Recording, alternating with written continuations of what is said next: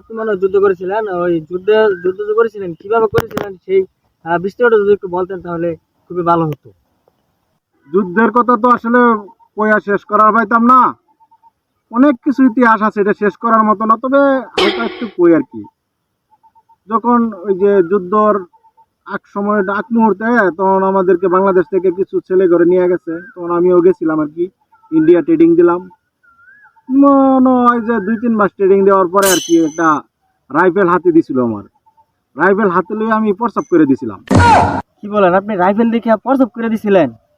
কারণ আমি ওই রাইফেল সময় অভ্যস্ত ছিলাম না, রাইফেল ট্রেডিং দিছি ঠিক আছে, কিন্তু রাইফেলের ভয়ে আমি প্রস্তাব করে দিছিলাম।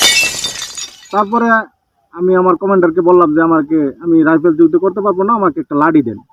পরে কান্তাই বাসের একটা লাঠি দিছিল আর কি, 4 থেকে 5 হাত লম্বা। লাঠি দা মোটামুটি 4 থেকে 5 হাজার রাজাকার মারছিলাম বেরিয়া। কি বলেন, কান্তাই বাসের একটা লাঠি দিয়ে আপনি এতগুলো রাজাকার মেরে লাইছেন? আমার দ্বারাতে সম্ভব, কারণ আমি ছিলাম লাঠি যোদ্ধা।